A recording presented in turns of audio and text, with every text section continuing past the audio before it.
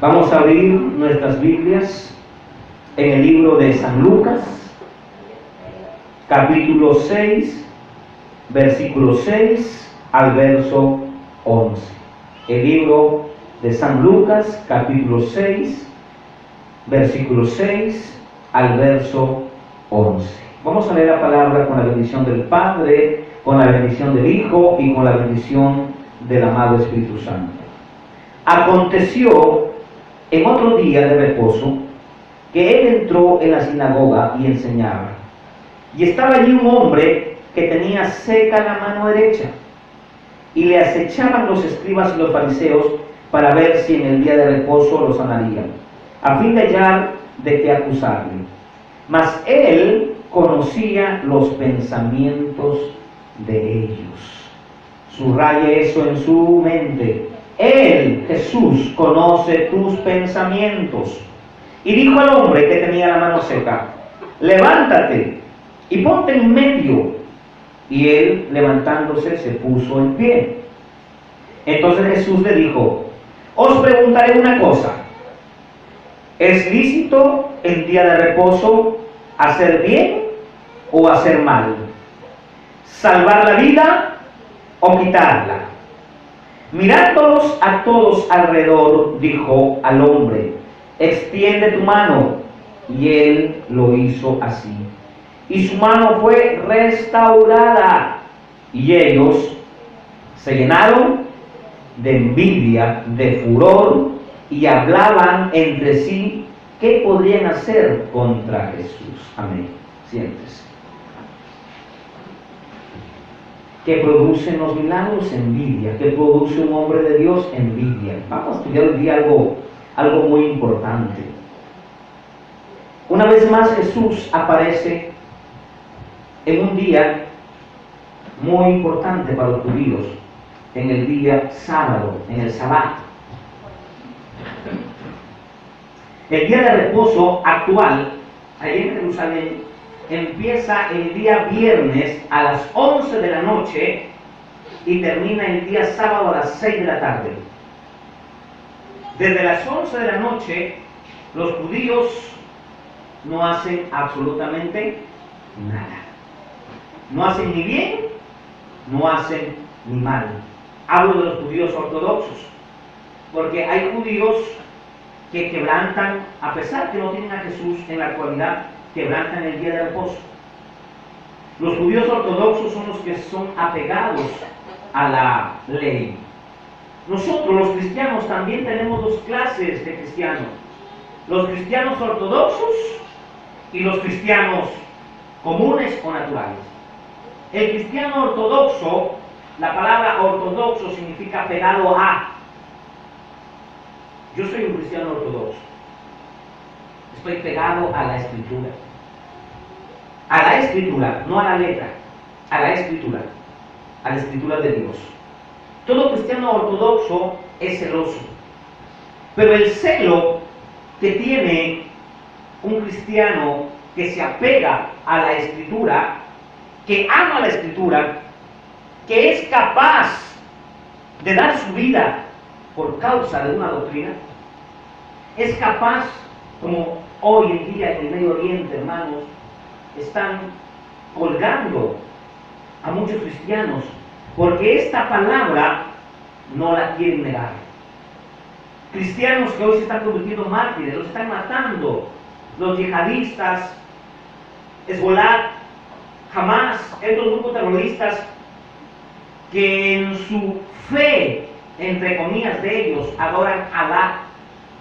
Y Alá, su Dios de ellos, con su profeta Mahoma, les dejó una Biblia que contradice esta Biblia. Una Biblia que llama al odio, que llama a la venganza. En los textos del Corán dice que toda persona que no acepte la fe del Islam es tomado como un rebelde, por lo tanto tiene que ser eliminado en absoluto. Esa doctrina que tienen los musulmanes, donde son capaces de ponerse dinamita en el cuerpo, entrar a una mezquita judía o a una sinagoga judía y explotar con ellos, porque ellos creen que su profeta Mahoma era de Dios y que lo que el profeta Mahoma escribió en ese libro llamado el Corán les ofrecería el paraíso. Todo musulmán que mate a un judío, que se autoelimine en una explosión y mate, entre comillas, para ellos a los rebeldes. ¿Quiénes son para ellos los rebeldes? Aquellos que no quieren aceptar el Islam como religión. Los matan, les cortan la cabeza. ¿Se imagina usted, si hay gente que no acepta el Islam y los matan, qué será de aquellos que se van al Medio Oriente, que son enviados por Dios y contradicen ese libro del Corán, diciendo que el Corán es un libro satánico, es un libro que impulsa el odio? No, la cabeza. Lo matan, los cuelgan. Así están los cristianos hoy en día. Por eso nosotros tenemos que ser cristianos ortodoxos, o sea, cristianos apegados a la Escritura, a la Biblia. Los cristianos comunes son cobardes, no defienden las doctrinas. Los cristianos comunes dicen, bueno, a mí qué me importa si el pastor está mal, yo voy por Dios. Miren el concepto de un cristiano común, que sabe que en su iglesia están enseñando mal, que sabe que en su iglesia está la apostasía, o que su pastor ya se desvió de la verdad y que está predicando. Viene un gran avivamiento, dicen los pastores. La Biblia no habla de ningún avivamiento que viene. Lo que yo encuentro que viene, tiempos peligrosos. Porque habrá hombres amadores de sí mismo. Hombres que no le importa el rebaño. Un amador de sí mismo es aquel que le interesa si la iglesia se esté enfermando, pudriendo, no coma. ¿Qué le interesa si hay pastores que tienen 100, 200 ovejas? No les interesa si la vida de ellos, hasta el más ni el nombre se sabe. Jesucristo nos enseñó que Él fue pastor de 12. Y ni con los 12 pudo Él, porque uno se le descarrió y se murió. El otro era traicionero.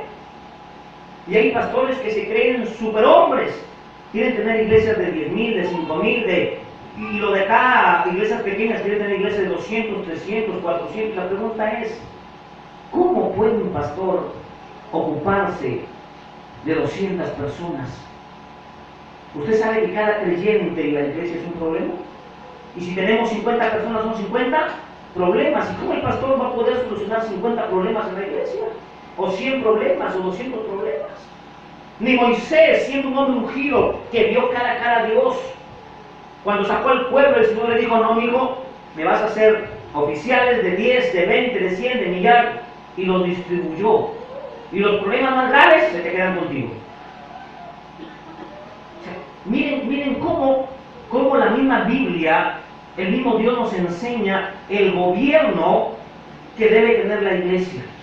Pero nosotros los pastores hemos llegado al punto de sacar de nuestras vidas la Biblia y comenzar a hacer un nuevo proyecto bíblico para nosotros regir a la iglesia.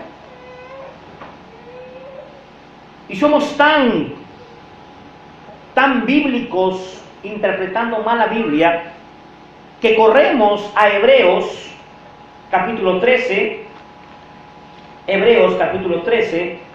versículo 17. De frente se van al 17, no les conviene el 7. Hebreos capítulo 13, versículo 17. ¿Qué dice la Biblia ahí? Obedeced a vuestros pastores y sujetaos a ellos, porque ellos velan por vuestras almas, como quien han de dar cuenta, para que lo hagan con alegría y no quejándose, porque esto no es provechoso. Pero ellos se quedan con la palabra obedecer y sujetaos. A cualquiera le conviene. Usted me obedece en todo y se me sujeta a mí. Si yo digo que es blanco, es blanco, pero pastor es gris. Yo soy el pastor aquí, yo mando. Si yo digo que es blanco, es blanco. Si usted no tiene voz ni voto, porque yo soy el pastor. ¿Quién te dio a ti esa autoridad de subordinación a la iglesia. No es que ahí dice la Biblia, pastor, ahí dice sujetados. Literalmente dice sujetados. Pero si usted va al original, si nos vamos a investigar la carta de Pablo en el original que se escribió en griego, no quiso decir lo que el pastor hoy está diciendo, que la iglesia es subordinada y que el pastor tiene toda la autoridad para decirte a ti que no te vayas de paseo, para decirte a ti que no puedes hacer tal o cual cosa en tu casa, para decirte a ti que solo puedes hacer ciertas cosas conforme a la voluntad del pastor. ¿Dónde dice eso la Escritura? Pues la palabra, y quiero que la graben en su cabeza, la palabra sujetaos en el original griego es la palabra upotazo con H, upotazo con 2 S adelante, upotazo, que significa apoyar a. O sea que cuando Pablo dijo sujetaos, lo que Pablo le dijo a la iglesia, y la iglesia lo entendió y lo aceptó, era apoyen en todo a su pastor, porque él los representa a ustedes en el cielo a través de sus oraciones y los pastorea y los cuida. Por lo tanto, apóyenlo, únanse con él. En un momento le dijo, la iglesia es subordinada. En un momento le dijo, el pastor es el jefe de la iglesia. En un momento el apóstol Pablo, o el escritor de los Hebreos, quiso decir lo que muchos han entendido mal. Sino lo que él quiso decir es, iglesia, apoyen a su pastor en todo lo que él haga en la iglesia. Pero se ha entendido mal. Los pastores quieren ser marido de todas las hermanas de la iglesia. Hay pastores que quieren ser marido de todas las hermanas de la iglesia. Ahora, cuando la hermana quiere irse de paseo o de viaje, a mí me pasó un caso allá en Lima. Había una hermana de una iglesia que era parte del ministerio, así que un día el esposo, allá en Lima, le da lo premian en el trabajo para que se vaya chosica a uno de los hoteles y pueda pasar 15 días con su familia, todo pagado, porque era parte del trabajo, era parte de sus vacaciones, y le dan ese premio. Entonces el esposo era inconverso, la esposa era cristiana. El esposo le dice a la esposa, nos vamos a ir con todos los muchachos 15 días al hotel pagado todo, nos van a dar de todo porque la empresa me está premiando de esta manera. La esposa le dijo, tengo que consultar con mi pastor. El marido la miró y dijo, ¿qué? ¿Cómo que tienes que consultar con tu pastor? Sí, es que yo soy de la junta y yo tengo que consultar con el pastor. Me decía el esposo, no le dije nada. Y se va donde el pastor y le dice, pastor, mi esposo la han premiado para estar 15 días en un hotel porque es parte de sus vacaciones y lo manda a la empresa con toda la familia pagado y voy a ir allá. Quiero saber, pastor, si me da permiso. El pastor dijo, solo una semana. Usted no se puede ir por 15 días, una semana se va. Porque usted es parte de la junta y primero hay que obedecer a Dios antes que a los hombres. ¿Ve cómo son bíblicos? Para aplicar la Biblia. Es que mi esposo quiere 15 días. Ya le dije, hermana, primero está Dios. Primero obedezca a Dios, después a los hombres. Amén, pastor. Me contaba el esposo que después comprendió la escritura y se convirtió, a Dios gracias, porque con una actitud así jamás alguien va al evangelio. Y me contaba y me dice que la esposa llega y le dice, cariño, vamos a ir, pero solo una semana. ¿Pero por qué? Le dice el esposo, si yo tengo el vale para 15 días. Es que el pastor no me da permiso. Y el esposo le dijo, ¿quién es tu marido? ¿El pastor o yo? ¿Quién te alimenta? ¿El pastor o yo? Terrible, ¿verdad? Nos reímos ese día. ¿Cómo están los pastores? Se adueñan de las mujeres de los hermanos. Por eso que la gente a veces dice, no, el pastor tiene, todas las mujeres son sus mujeres. En uno le dicen, tiene la razón. Aunque de repente sexualmente no están con las mujeres, pero se hacen marido de las mujeres. Esta iglesia no es así. La iglesia de Cristo no es así. ¡Amén! ¿A quién tiene que sujetarse la mujer? ¿Al pastor o al marido? Al marido. Al marido. Así dice Efesios. Mujeres, sujetaos a vuestros maridos y obedézcanlos, como Sara. Bueno, la de la esquina no, la de la Biblia. Como Sara, que le decía a Abraham, Señor. Eso significa obediencia. Así deben las esposas obedecer a sus esposos. Hasta ese punto de respetarlo como lo más grande que Dios les ha dado en su vida. Porque Jesucristo es la cabeza del esposo y Dios es la cabeza ¿de quién? De Cristo. Miren el orden: esposa, esposo, Cristo y Dios. Por eso que el Señor no acepta pastoras en la iglesia. Ay, la pastora tal, no hay pastora tal. La esposa del pastor, sí, no hay pastora tal en la iglesia. Porque sería entonces esposo, esposa y Cristo. Y el orden estaría mal. A su nombre, gloria. Pero cuando no estudiamos la Biblia, hasta la pastora se quiere llamar profeta, apóstola, de todo, es un sancochado. Se convierte la iglesia en una religión. Por eso le dije que hay dos motivos por los cuales usted se puede ir de la iglesia. O sea, de la congregación, no del evangelio. Porque el que se va del evangelio, ese se va en maldición. Porque en el mundo, ¿qué le espera? Maldiciones. Pero usted sí se puede ir de una congregación. Pero con estos dos motivos. Su pastor se le volvió apóstata. Ahora ya no predica la Biblia, ahora predica motivación. Ahora se viste de Batman, ahora se viste de Superman. No, así hay iglesias que... Ahora el pastor quiere que apaguen la luz para alabar a Dios y que pongan ahí focos de colores y echen humo. No, ahí sí que salga corriendo de la iglesia. Eso se llama apostasía. Significa errar el blanco. 1. 2. Estamos en Timoteo. Hombres amadores de sí mismos. Pastores que no les interesa en absoluto la iglesia. Les interesa que la iglesia se vaya a vender pollito con papas y le traiga la plata así. Usted nunca va a ver al pastor, jamás, de ninguna iglesia, con su java de pollo a la brasa, o pollo a la parrilla, o con sus arroz con leche, o con su picarones en la calle. Jamás va a ver al pastor vendiendo picarones en la calle. Jamás. Pero sí va a ver a las ovejitas. Ese es un abuso. Jesucristo enseña con el ejemplo. A su nombre. Y eso está pasando en las iglesias, pues son hombres amadores de sí mismos, o sea, les importa su vida y la de su familia y que la iglesia se la come el lobo. Y dice también la Biblia, son ávaros o avaros. Yo conocí a un pastor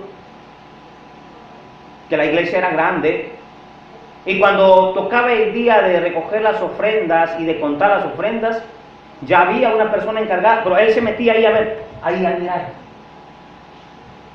Así que un día le dijimos, oiga pastor, ¿y usted? No, es que quiero ver. O sea, desconfiaba de las personas que contaban las ofrendas y los diezmos. Él desconfiaba porque era un avaro. Eso no debe existir en la iglesia. ¿A su nombre? Gloria a Dios. ¿Qué más dice la Biblia? Vanagloriosos. Ay, es que yo soy. Y va a dar una prédica, quiere que le pongan una pancarta grandaza que diga el evangelista internacional, saqueo iglesias. No sé, hay gente que quiere eso. Son vanagloriosos. Quieren carros, quieren andar en lo mejor, no quieren cualquier cosa. Los invitas a una casa, les das de comer y como te ven tan pobre no te aceptan la comida. Pero si van a una casa elegante, se hacen los veletos y comen todo lo que les pongan ahí porque saben que van a sacar algo. Hay muchos de esos tipos de pastores en las iglesias y son salameros.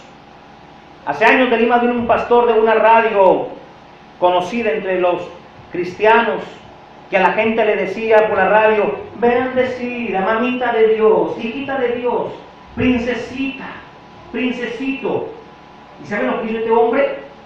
Y está denunciado y es apóstol. Está denunciado por la Interpol porque estaba en lavado de activos. Pero él sigue de apóstol y los borregos siguen con él. Ya no son ovejas, son borregos. Porque una oveja discierne, una oveja crece, una oveja sabe, una oveja no se deja meter los dedos a la boca. Son vanagloriosos, blasfemos, calumniadores, mentirosos, desobedientes a los padres. Pregúntele a estos pastores, hermanos, que tienen iglesias súper grandes, que tienen un sueldo de 5,000, de 10,000. Conocí a un pastor que su sueldo era de 25,000, mejor que el presidente, y le llegaba todo el billete. Pero sus padres, olvidados.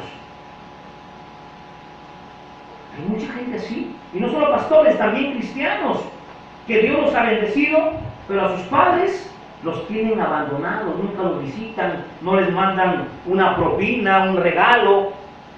Y aquí dice la Biblia que son desobedientes a los padres e ingratos, impíos, sin afecto natural, no les interesa las necesidades de la gente.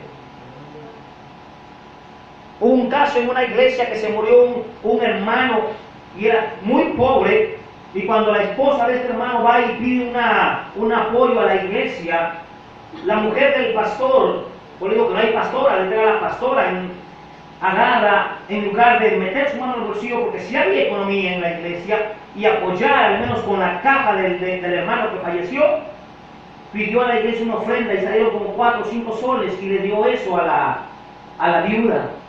Una tremenda desilusión para mi vida. Así están pasando hoy. Pero para pedir el diezmo somos buenos, ¿verdad? Somos buenos para pedir el diezmo. Pero miren lo que dice la Biblia. Traed los diezmos al alfolí y hay alimento, ¿a dónde? En mi casa. ¿En qué casa? Allá en el cielo. No, Señor, acá, en la casa pastoral tiene que haber alimento. Para que cuando hay una necesidad, la oveja pueda acudir donde su pastor y decirle: pastor, estoy pasando esto, y el pastor poder apoyar a esta oveja.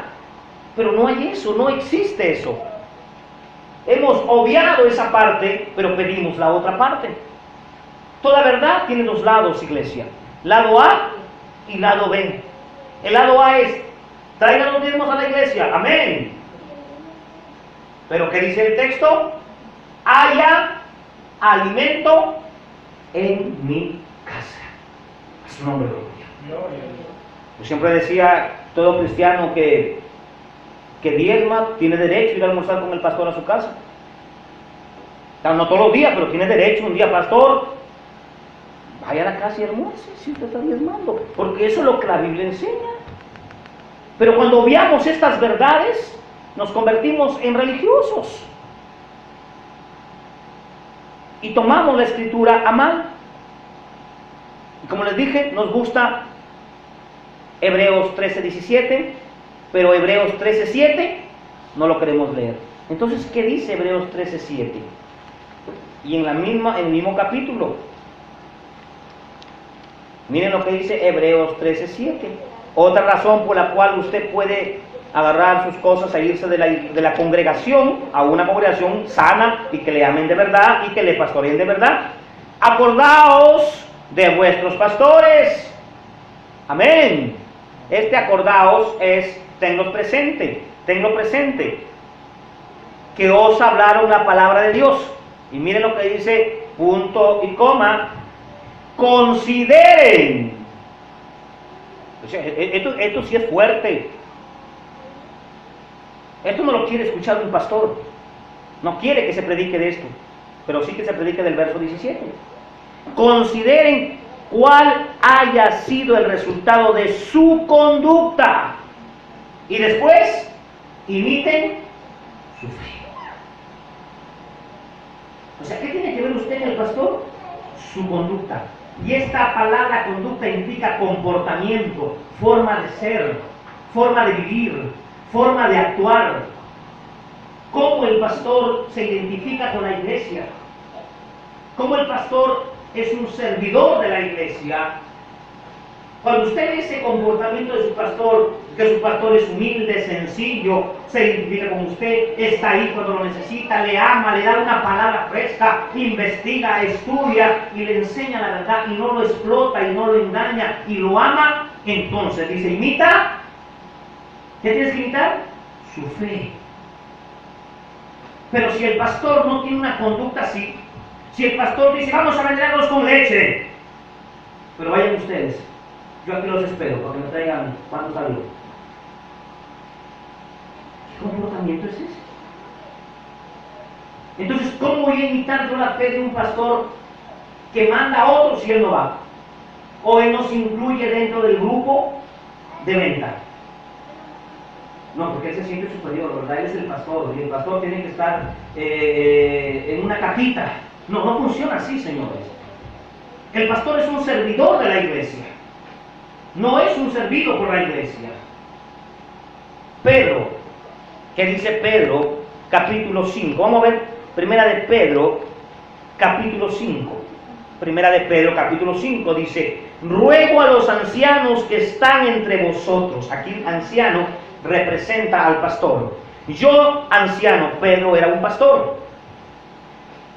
Yo, anciano, primera de Pedro, capítulo 5, también con ellos, y testigo de los padecimientos de Cristo, que soy también participante de la gloria que será revelada.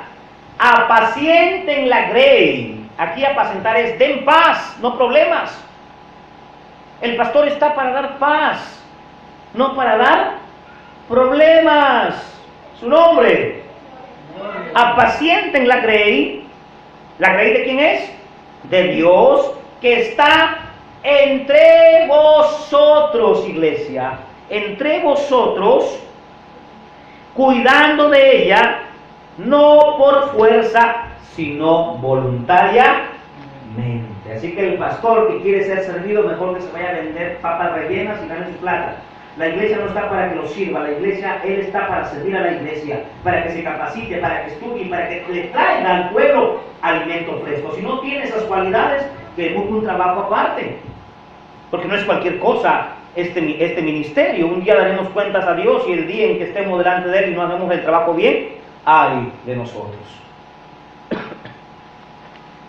Entonces la segunda razón por la cual un creyente se puede ir de una congregación, no de la iglesia, porque la iglesia es, en general, la iglesia es el evangelio, es Cristo. De la iglesia nunca se vaya, o del evangelio nunca se vaya. ¿Amén?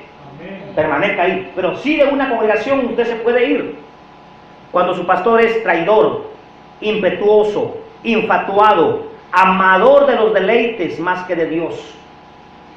O sea, le gustan las cosas del mundo, le gusta lo mejor. Y no está malo que el pastor se compre algo bonito, pero cuando el pastor se vanagloria en lo que tiene y explota a otros para tener algo mejor que los demás, ahí hay problemas. Que tienen apariencia, y esto es lo peligroso. ¿Sabe por qué la iglesia no identifica a estos falsos pastores que están dentro de las iglesias? ¿Y por qué no agarran y le dicen, oiga pastor, usted no es pastor, usted es un lobo rapaz disfrazado de pastor? Porque aquí está el problema. Tienen apariencia, o sea, cara. ¿Tienen una carita de qué? De angelitos. Tienen corbata como yo, su saco, sus lentes, muy bien parecidos. Por ahí han estudiado algo de oratoria y saben llegar a la gente. Y tienen una carita de angelitos, hijita de Dios, princesita. Esos son salameros. Eso a Dios no le agrada. Tienen apariencia de creyentes, de hermanos, de angelitos, pero niegan la eficacia de ella a estos. ¿Qué dice? Estoy en el 8. ¿Qué dice? A estos evita. A estos retírate de estos. Porque estos son, mira, estos son, lo dice la Biblia, los que se meten en las casas y se llevan cautivas a las mujercillas cargadas de pecado, arrastradas por diversas concupiscencias. Están siempre aprendiendo y nunca llegan al conocimiento de la verdad. O sea, no saben nada y creen que lo saben y se han metido de pastores y no saben nada. Solamente saben cuánto es 16. tienen 2 años, 3 años de cristiano y ya se autonombraron pastores o ya los autonombraron pastores. Para ser maestro en una universidad o ser ingeniero, abogado, ¿cuántos años se tiene que estudiar para llegar a ser un administrador, un ingeniero, un biólogo, ser maestro en esa materia? 20 años. 6 años primaria, 6 secundaria, 5 universidad, 17, 2, 1 de bachillerato, licenciatura, 20 años. ¿O acaso usted cree que alguien que no fue a la primaria o a la secundaria puede irse a matricular a una universidad? ¿Se puede? Tienes que estudiar primero ¿qué? Primaria, secundaria. Y recién te vas a la universidad. Pero nosotros los pastores somos tan neófitos que tenemos 3 años y nos hemos aprendido 20 textos bíblicos y ya sentimos que ya Dios me está llamando de paz. No, Dios no te está llamando. Dios está diciendo: si anhelas obispado, buena obra deseas, pero es necesario que seas entendido en la materia, que sepas la materia, que hayas estudiado en la materia, porque ¿cómo vas a estar delante de la gente? Vas a generar un caos terrible en la iglesia. ¿Y quién se va a aprovechar? Satanás. Hermano, hay iglesias enteras, iglesias grandes enteras, que se van a ir al infierno. No porque hayan estado en pecado, no porque hayan cometido cosas malas, sino porque torcieron la escritura por ignorancia. Y la Biblia dice que Dios no tendrá a nadie por ignorante. El día en que se presente algún hermanito engañado por una de estas iglesias y le diga al Señor: Señor, pero yo sí te amaba, yo iba a la iglesia porque yo pensaba. ¿Cómo que yo pensaba? Eso es subjetivo. Tenemos que ser personas objetivas. Es que, Señor, yo sentía que estaba en la iglesia. ¿Cómo que sentías que estabas en la iglesia correcta? Nosotros no somos cristianos subjetivos, somos cristianos objetivos, y toda persona objetiva comprueba, tiene pruebas de que está en el lugar correcto, tiene que tener evidencias. Los subjetivos son los que dicen: es que yo siento, es que yo pienso, es que a mí me parece. Esa clase de gente, la Biblia los conoce como inmaduros y como personas naturales. Su nombre.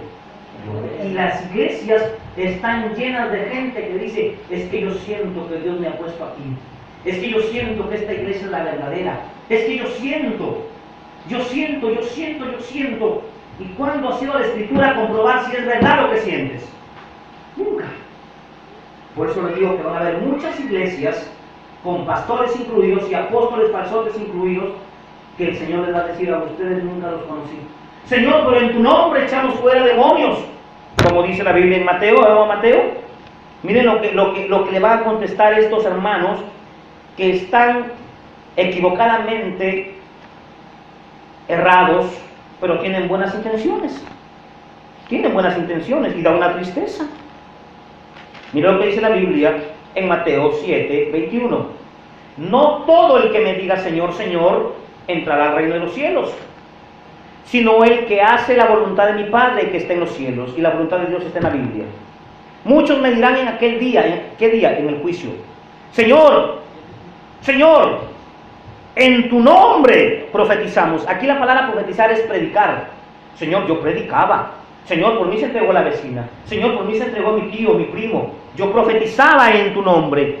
Y Señor, y en tu nombre echaba fuera demonios.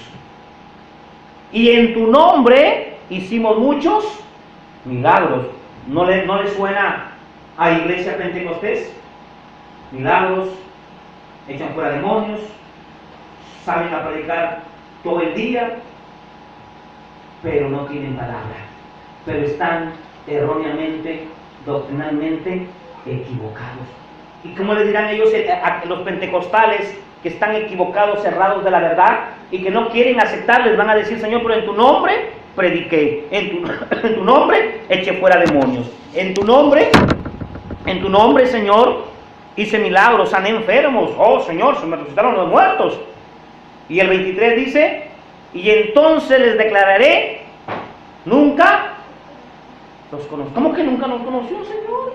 Yo le teclado, Señor, y cantaba. Sí, pero estaba cerrado en la palabra. Señor, es que mi pastor me dijo que los chanchos volaban. Y yo le creí. ¿Y sabe lo que te va a decir el Señor? Y cuando tu pastor te dijo que los chanchos volaban, por así decirlo, ¿no fuiste a comprobar la escritura si era verdad? ¿No tenías Biblia? Sí, Señor, 5. ¿Y no comprobaste? Ay, Señor, es que yo sentí que el pastor era de Dios. ¿Cómo que yo sentí que el pastor era de Dios? No funciona así, hermano. Hoy los delincuentes asaltan con terno. Llegan a tu casa bien vestidos, bien hablados, con credenciales de ingenieros, con credenciales de médicos, te echan un polvito mágico ahí, te hacen dormir y te roban, ¿o no es así? Ay, yo le río, es que yo sentí que el Señor era ingeniero porque venía con su corbata. No, no funciona así. No seamos cristianos subjetivos. Seamos cristianos objetivos, maduros. Compruebe si lo que yo enseño está en la Biblia. Compruebe si lo que yo hago en la iglesia está en la Biblia. Si lo que yo canto y las canciones que yo compongo son bíblicas o no. Tiene usted la palabra para juzgar. Aquí la expresión juzgar no es condenar, es hacer una crítica o discernir, como lo dice en el original. Juzgar es discernir y poder enseñar y decir, oiga pastor, es que está equivocado, y el pastor tiene que reconocer que se equivocó. Si la Biblia dice que está equivocado, entonces tiene que reconocer que se equivocó. Pero hoy en día, que un pastor reconozca que está equivocado, no existe. No existe eso. Y es una pena y una tristeza que los pastores hoy en día no reconozcan cuando se equivocan. Y el Señor le va a decir al pastor, venga para acá, ¿y a usted quién le dijo que los chanchos volaban? Ah, mi apóstol. Llame a su apóstol. ¿Y a usted quién le dijo? El profeta. Y así se ve una jaladera de gente. Y a todos les va a decir, ¿y que ustedes no examinaron en la Escritura? ¿Que no tenían Biblia? Miren lo que dice Hechos 17:10. Cuando Pablo llegó a una provincia de Grecia llamada Berea, dice la Biblia en el capítulo 17, verso 10, inmediatamente los hermanos enviaron de noche a Pablo y a Silas hasta Berea, y ellos, habiendo llegado, entraron en las sinagogas de los judíos. Y estos eran más nobles, aquí la expresión nobles eran sabios, o sea, maduros, no eran tontos, eran maduros, que los que estaban en Tesalónica, o sea que los tesalonicenses sí eran hermanitos que comían lo que se les decía. ¿Y qué pasó? Pues recibieron la palabra con amor, con ganas, escudriñando. ¿Qué hacían? O sea, investigaban si era verdad. ¿Qué escudriñaban? Para ver si las cosas que decía Pablo eran así. Cristianos que tienen Biblia con insignia nomás, piensan que porque tienen Biblia ya son cristianos. No la cambiemos con insignia. Hay que escudriñarla, hay que leerla, hay que investigarla. Si no la entiende, búsquese a alguien, llame al pastor, estoy leyendo esto y no lo entiendo, explíqueme. No se quede ahí nomás. Por eso que el Señor dice que a nadie tendrá por ignorante el día del juicio, porque todos tenemos acceso a la palabra de Dios. Póngase de pie, un aplauso al Señor con todo su corazón. Amén.